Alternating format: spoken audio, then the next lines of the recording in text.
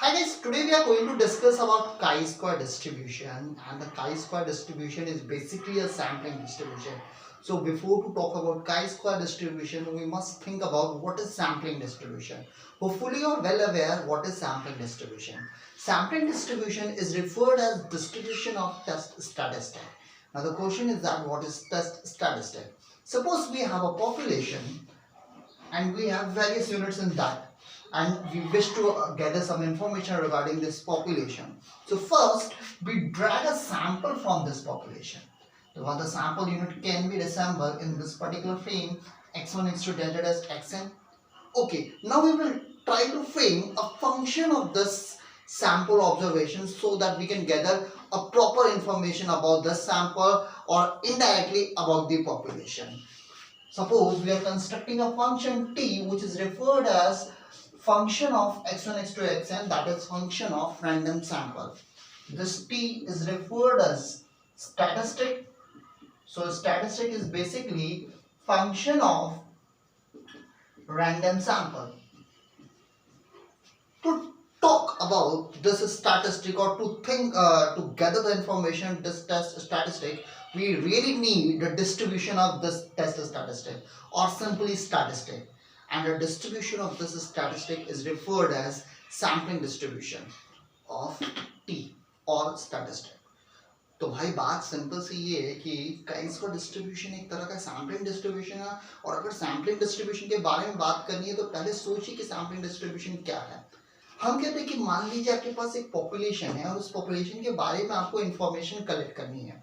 अब information collect करनी है तो कई बार सारे के सारे पॉपुलेशन यूनिट को स्टडी करना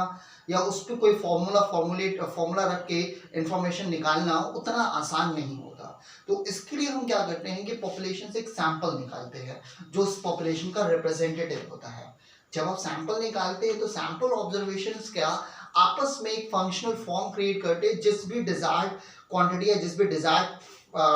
डिजायर्ड काइंड ऑफ इंफॉर्मेशन हम इंटरेस्टेड होते हैं उसके हिसाब से एक फंक्शन क्रिएट करते हैं, and that function is known as statistic. तो basically statistic function of random sample है. जब आप स्टैटिस्टिक क्रिएट करेंगे और स्टैटिस्टिक से इंफॉर्मेशन फ्रेम करने की कोशिश करते हैं तो आपको स्टैटिस्टिक का डिस्ट्रीब्यूशन पता होना चाहिए, जिससे आपको ये पता चल जाए कि स्टैटिस्टिक कैसा व्यवहार करता है. जैसा वो व्यवहार करेगा वैसा सैंपल व्यवहार करेगा, और इनडायरेक्टली उसी से आपको आइडिया लगेगा कि पॉपुलेशन कैसा व्यवहार करता है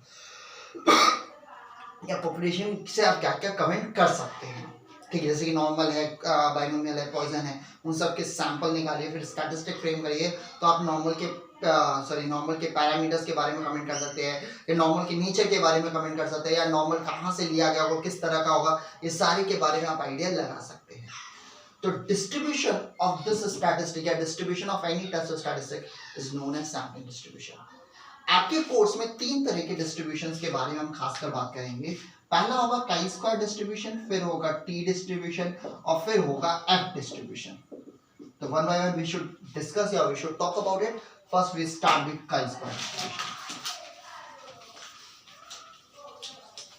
ठीक है, तो chi-square डिस्ट्रीब्यूशन से पहले हम बात करेंगे chi-square वेरिएट की. ठीक है, तो बेसिकली अगर आपको पता ही होगा, जिन लोगों ने पहले से पढ़ा उनको एक आइडिया होगा, chi-square variate is nothing but square of standard normal variate. ठीक है, तो chi-square variate is square of standard normal variate. So if x follows normal mu sigma square, भाई स्टैंडर्ड नॉर्मल वेरिएट का स्क्वायर है, chi-square मिल जाएगा. तो अगर x फॉलो करोगा नॉर्मल म्यू सिग्मा स्क्वायर तो x minus mu by sigma follow करता है नॉर्मल 0 1, दैट इज ये आपका स्टैंडर्ड नॉर्मल वेरिएट होगा. तो उस केस में x minus mu by sigma का जो स्क्वायर होगा इसे आप कहोगे chi-square वेरिएट. ध्यान दीजिएगा chi-square नोटेशन है, ये chi-square ये अपने आप में नोटेशन, ये x square y square type का नहीं है. chi-square is a notation that could be used जिसकी वैल्यू इसके बराबर होगी, और इसे आप कहोगे कि यार ये फॉलो करेगा chi-square distribution with 1 degree of freedom. ठीक है, that is your degree of freedom. ठीक है, सवाल ये आता है कि भैया 1 2 नहीं है तो चलिए हम वेरिएबल की बात करें थे यार, हम तो बात कर रहे थे सैम्पलिंग डिस्ट्रीब्यूशन के फ्रेम में. तो मान लीजिए कि भैया आपके पास एक रैंडम सैंपल है साइज n का जो नॉर्मल म्यू सिग्मा स्क्वायर से आ रहा है, या कह सकते हो कि x1 x2 xn एक आईआईडी रैंडम वेरिएबल है जो normal mu i sigma i square से आ रहा हो, ठीक है। तो क्लियर है, यानी कि इनडायरेक्टली एक्स आई फॉलो कर रहा है normal mu i sigma i square for all i valid 1 to n, ठीक है। तो clearly x i minus mu i by sigma i ये फॉलो करेगा नॉर्मल 0 1, ठीक है। इसे आप जेड आई कह सकते हो, ठीक है। तो ये होगा आपका स्टैंडर्ड नॉर्मल वैल्यू। तो काई स्क्वायर अगर सिंपली किसी एक के लिए देखेंगे तो काई स्क्वायर काई आई स्क्वायर होगा जेड आई का स्क्वायर, यानी कि x i minus mu i by sigma i का स्क्वायर, जो फॉलो करेगा chi square distribution with 1 degree of freedom. पर अगर आप इसके सारे वेरिएबल्स का सम ले, दैट इज i वेट 1 to n z i square करें, दैट इज समेशन i वेट 1 to n x i minus mu i by sigma i का स्क्वायर करे, तो ये फॉलो करेगा chi square with n degree of freedom, और इसके लिए जनरल नोटेशन काई स्क्वायर का प्रयोग करते हैं, ठीक है। अगेन ये नोटेशन है, अगर आप मान लीजिए यहाँ xi लिखे हो तो आप इसे सिंपली x से भी डिनोट कर सकते हैं, इससे कोई फर्क नहीं पड़ेगा, फर्क पड़ेगा इसके डिस्ट्रीब्यूशन के फॉर्म से। इसे कहेंगे काई square distribution with n degree of freedom. जितने सैंपल ऑब्जर्वेशन जिनका स्टैंडर्ड नॉर्मल वेरिएट बनाया गया होगा उसका स्क्वायर लिया गया होगा, जितनों का सम किया गया होगा उतना डिग्री ऑफ फ्रीडम। तो अगर यहाँ 2 है तो 2, 4 है तो 4, 10 है तो 10, 100 है तो 100, कोई फर्क नहीं पड़ेगा, आप उस हिसाब से देख लेंगे। तो इसके बाद में बात करेंगे, तो आपसे पूछा जाए कि what is chi square variate, तो आप कहेंगे कि भैया chi square variate is sum square of standard normal variate, and आप कहते हैं कि अगर आपका xi फॉलो कर रहा है normal mu i sigma square, तो z i is equal to xi minus mu i sigma in standard normal variate, और इस जेड आई का स्क्वायर होगा chi square variate, square of standard normal variate. और sum of chi square variate के frame में देखेंगे तो sum of chi square variate भी काई स्क्वायर वेरिएट होगा with n degree of freedom, simply. चलिए आगे बढ़ते हैं। अब जरा सोचते हैं यार कि इसका डिस्ट्रीब्यूशन, यानी अगर आपसे पूछे कि what is chi square distribution, तो यार देखिएगा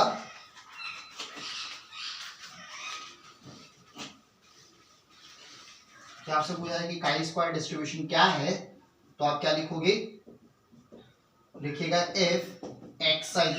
आई I D follows normal mu i sigma i square for all I varied 1 to n,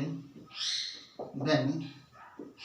chi square is equal to summation I varied 1 to n xi minus mu I by sigma I का whole square is said to have follows chi square distribution with n degree of freedom, and its PDF is given by, ध्यान दीजिएगा f chi square है तो ये इसका PDF होगा, ध्यान दीजिएगा x नहीं, हम काई स्क्वायर नोटेशन यूज कर रहे तो it could be written like this, और हम कहेंगे इसे 1/2 to the power n/2 gamma n/2 e to the power minus chi square by 2 chi square n/2 -1, और काई स्क्वायर का रेंज होगा 0 से इंफिनिटी, और 0 से इंफिनिटी तो होगा ही भैया, स्क्वायर है ना, तो स्क्वायर रिलेशन नॉन नेगेटिव होता है, तो 0 to infinity will be there xi normal mu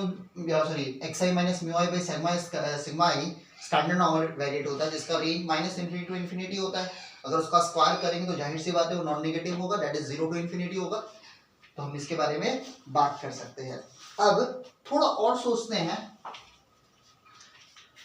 अगर मान लीजिए आपने लिखा कि यार काई स्क्वायर नोटेशन की जगह आप सिंपली कोई नोटेशन x यूज करते हैं,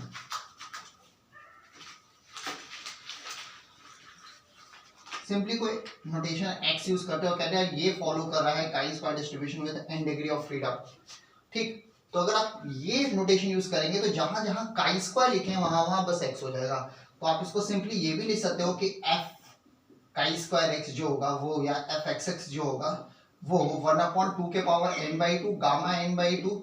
e के पावर -x/2 x के पावर n/2 -1। तो जो कह रहे हो उस स्टेटमेंट में ध्यान दीजिएगा, काई स्क्वायर नोटेशन है, इसलिए जब आप सिर्फ काई स्क्वायर की जगह x को का यूज करोगे तो x²/2 नहीं लिखेंगे, x/2 लिखेंगे, काई स्क्वायर इज अ नोटेशन। अब ये मत कहिएगा कि भैया इसको काई स्क्वायर के पावर n/2 -1 है तो चली दिया chi is chi to the power 2 into n/2 -1, that couldn't be there, chi square is a notation. तो यहाँ x के पावर n/2 -1 आपका पास ये पीडीएफ बनेगा, ठीक। अब काई स्क्वायर डिस्ट्रीब्यूशन का एमजीएफ सोचिएगा, तो अगर आप गुप्ता कपूर प्रेफर कर रहे तो गुप्ता कपूर के फ्रेम में दो तरीके से एमजीएफ निकाला गया है इसका। आइए दोनों तरीके से देखिए। यानी चूंकि टेस्ट स्टैटिस्टिक है, तो टेस्ट स्टैटिस्टिक कहने का मतलब अगर देखा जाए तो नॉर्मल डिस्ट्रीब्यूशन से ये आ रहा है, तो नॉर्मल डिस्ट्रीब्यूशन की मदद से भी इसका एमजीएफ निकाला जा सकता है और इस पीडीएफ की मदद से भी निकाला जा सकता है। चलिए सबसे पहले इस पीडीएफ की मदद से अगर देखा जाए तो एमजीएफ के बारे में बात करते हैं। तो MGF of chi square via PDF अगर हम सोचे तो भाई एमएक्सटी क्या होता है, एक्सपेक्टेशन ऑफ वीटीएक्स, क्यों, और आप इसको लिख सकते हो माइनस सॉरी एक्स ईटीएक्स एफ एक्स जी एक्स होता है ना, यानी कि 0 टू इंफिनिटी ईटीएक्स 1/2 गामा n/2 e के पावर माइनस x/2 x के power n/2 minus 1 dx। Simply constant बाहर करिए 2n/2 गामा n/2, ठीक, और यहाँ हो जाएगा 0 टू इंफिनिटी e के पावर, इन दोनों को जब साथ में रखेंगे तो इसे लिख सकते हैं 1 माइनस 2t/2x, सॉल्व करके देख लीजिएगा x के पावर n/2 माइनस 1 dx। गौर से देखिएगा तो ये गामा फंक्शन है, यानी जब इसको सॉल्व करेंगे तो जो x फॉलोज यानी जो mxt आएगा वो क्लियरली आपके लिए विजिबल हो, जो mxt होगा वो आपके लिए क्या बनेगा 1/2 के पावर n/2 गामा n/2, और इसे गौर से देखिएगा ये गामा फंक्शन होगा गामा n/2, और जो कांस्टेंट होता है वेरिएबल के साथ एक्सपोनेंशियल में वो नीचे जाता है, यानी 1 माइनस 2t/2 के पावर n/2 जाएगा, तो गामा से गामा कैंसिल, 2 से 2 के पावर n/2 कैंसिल, यानी आएगा 1/1 माइनस 2t के पावर n/2 या सिंपली 1 माइनस 2t के पावर माइनस n/2, ठीक है। अब एक तो ये तरीका है, एक एमजीएफ निकालने का तरीका होता है वाया यूजिंग टेस्ट स्टैटिस्टिक के फ्रेम में भी आप इसका एमजीएफ निकाल सकते हैं, उसको निकालना भी बहुत ज्यादा आसान है, ठीक है। तो आइए अगर सोचते हैं कि अगर हम वाया टेस्ट स्टैटिस्टिक अगर एमजीएफ निकालने की कोशिश करें तो वो कैसे होगा।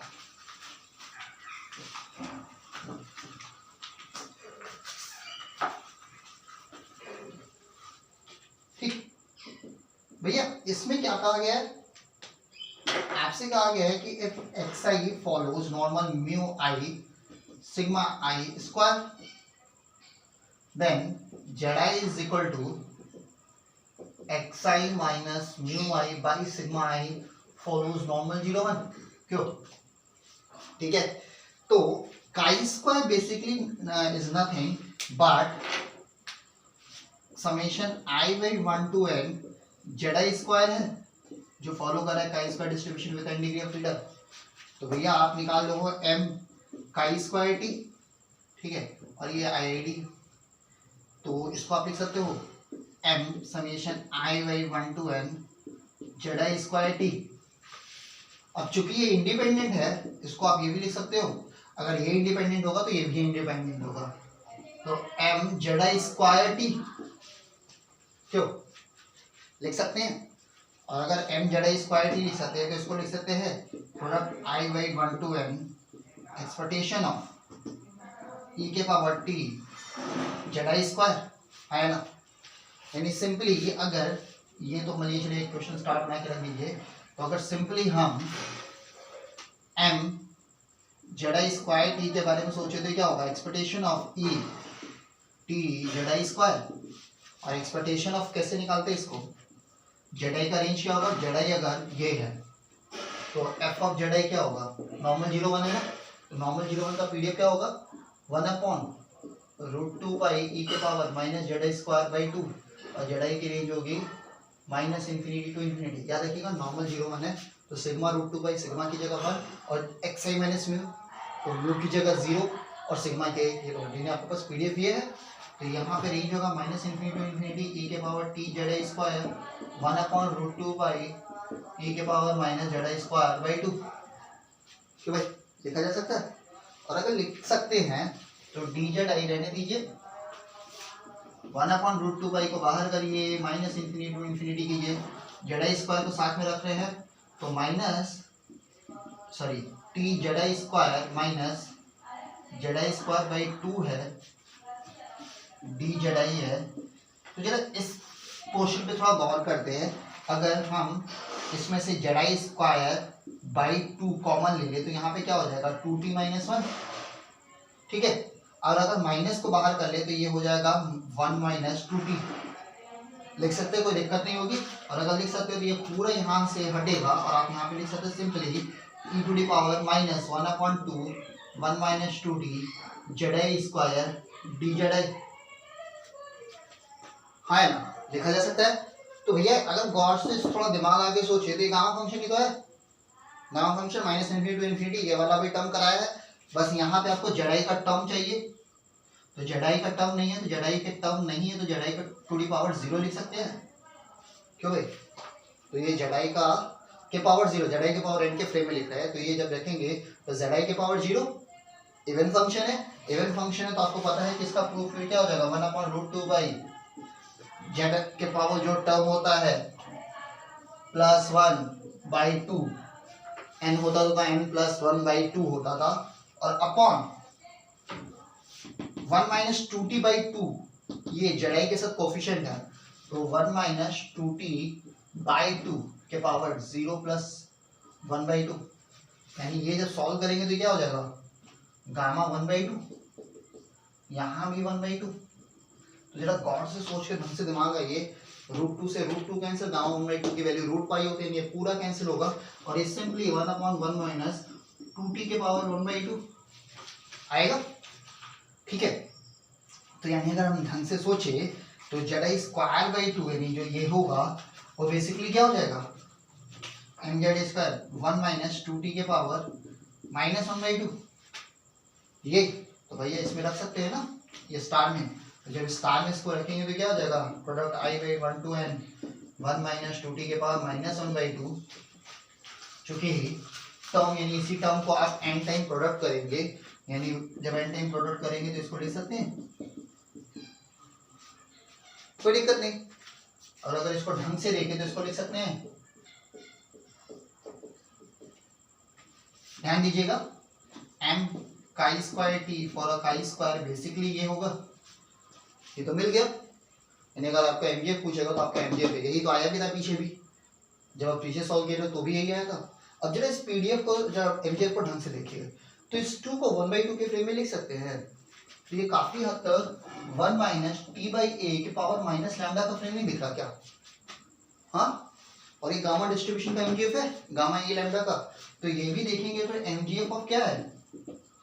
गामा ए की जगह 1/2 और लैम्डा की जगह n/2, तो हमेशा रखेगा भाई mgf याद रखेगा, इसका mgf बड़ा काम का है 1 माइनस 2t के पावर माइनस n/2, ये हमेशा याद रखेगा। तो यानी आपको ये बात पता चल गई कि by uniqueness property of mgf, चूंकि गामा को रिसेंबल कर रहा है तो chi square standard normal variate के स्क्वायर से है, यानी कि नॉर्मल के लिए सैंपलिंग डिस्ट्रीब्यूशन है लेकिन अपने आप में वो गामा डिस्ट्रीब्यूशन भी है। तो क्या आप ये कह सकते हैं कि कोई भी गामा डिस्ट्रीब्यूशन भी अपने आप में एक तरह का सैंपलिंग डिस्ट्रीब्यूशन है, that could be by using some kind of shift of origin and scale, gamma भी कहा जा सकता है लेकिन ओरिजिन और स्केल की शिफ्टिंग के बाद, ये हमेशा नॉर्मल के लिए एक सैंपलिंग डिस्ट्रीब्यूशन का काम करता है एक सर्टेन फॉर्म के लिए। तो हमेशा देखिएगा अगर x फॉलो कर रहा है काई स्क्वायर n, तो भैया इसका mgf और गामा 1/2, तो ये बेसिकली गामा 1/2 और n/2 होता है, ठीक। तो अगर काई स्क्वायर n लिखा है तो इसे गामा 1/2 n/2 लिखा जा सकता है। अब एक चीज और सोचते हैं कि आपको तो ये भी पता है कि अगर x फॉलो कर रहा है गामा 1/2 तो बहुत सी चीजें आप दिमाग लगाइए। तो अगर मान लीजिए x फॉलो कर रहा है एक्सपोनेंशियल थीटा, तो आपको पता है कि ये फॉलो करता है गामा, कुछ चीजें दिमाग में हमेशा रखिएगा, ये समझ में आ रही होगी बात, अगर ये समझ में आ रहा हो तो आप बहुत काम कर सकते हैं। चलिए ट्रांसफॉर्मेशन हम बाद में देखेंगे क्योंकि ट्रांसफॉर्मेशन बहुत सारे देखने हैं, तो चलिए देखिए x फॉलो करो, मान लीजिए एक्सपोनेंशियल थीटा, ठीक, तो गामा θ1 होता है क्या, ये है ना, तो अगर सोचे तो इसको ये भी लिख सकते हैं गामा θ 2/2, मतलब इसी तरह